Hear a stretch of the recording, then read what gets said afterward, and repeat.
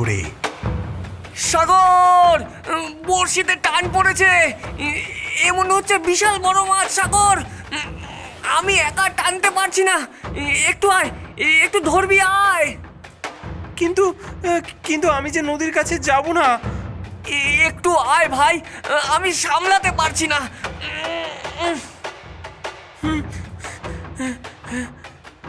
সাগর যেই নদীর কাছে এসে ছিপ ধরে টানতে লাগলো, অমনি জল থেকে পেতনি উঠে এসে বিশ্রী সুরে হাসতে হাসতে সাগরের চুলের মুঠি ধরে টেনে নিয়ে গেল জলের নিচে।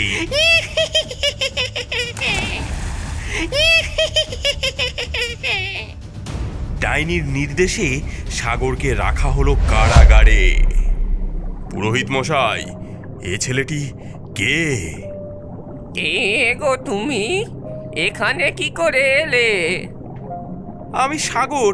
ওই পেতনি আমাকে ধরে এনে ডাইনির কাছে দিয়ে গেছে।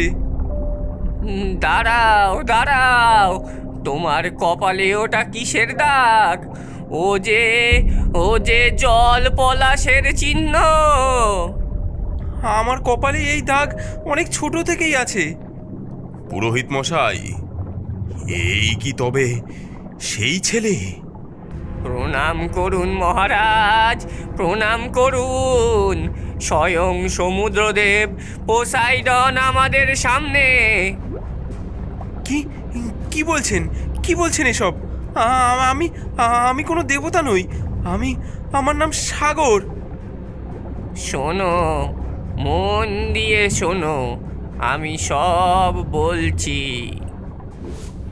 আমাদের জলের দেশে এক পুঁথির ভবিষ্যৎবাণী অনুযায়ী জল পলাশ যখন ফোটে, তখন আমাদের দেবতা পোসাইডন মানুষের রূপে অবতার নিয়ে আসে।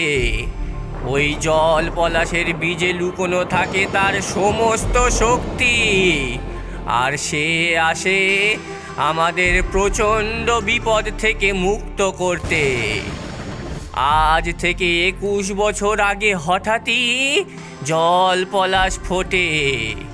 আমরা বুঝি তিনি আসছেন, সঙ্গে আসছে কোনো বিপদ, কিন্তু বুঝতে পারি না কি সেই বিপদ।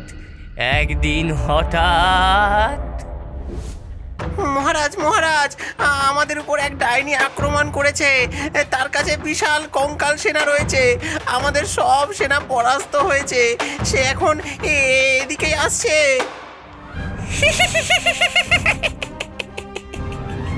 আমার সাথে লড়বে এমন কে আছে? আমি লড়বো। মৎস্যরাজ তার তলোয়ার বের করে ছুটে যায়। ডাইনির সাথে প্রচণ্ড যুদ্ধ হয়, কিন্তু ডাইনি মায়া বলে মৎস্যরাজকে বন্দি করে। এই ফুলের মধ্যে রয়েছে পোসাইডনের শক্তি। এই ফুল ওই ডাইনির হাতে পৌঁছানোর আগেই নষ্ট করে ফেলতে হবে।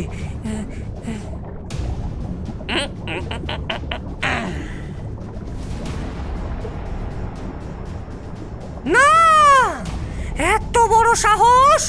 বন্দি কর পুরোহিতকে। এই ফুল আমি আবার ফোটাবো আমার মায়া বলে। তারপর তার শক্তি আমার হলে আমি পৃথিবীর জল, স্থল, বায়ু 3 লোকের রানী হব। তারপর ডাইনি সেই রাতে আমাদের পুঁথি থেকে তোমার কথা জানতে পারে। তারপর লোক পাঠায় তোমার পরিবার সমেত তোমাকে শেষ করে দিতে। সেই রাতেই সাগর, তোমার ভেতরে রয়েছে মহাশক্তি, দেবতা পোসাইডনের শক্তি। সময় এসেছে সেই শক্তিকে জাগ্রত করার। চোখ বন্ধ করে অন্তরের গভীরে ঢোকো, তাকে অনুভব করো। তুমি আমাদের শেষ আশা সাগর, তুমি আমাদের শেষ আশা। সাগর ধীরে ধীরে গভীর ধ্যানে প্রবেশ করে। তার কপালে হঠাৎই ফুটে ওঠে এক নীল আগুনের মতো তিলক, আলোতে তার মুখ আরো তেজস্বী হয়ে ওঠে। অন্যদিকে ডাইনিও জলপলাশের গাছের সামনে তন্ত্র সাধনায় মত্ত।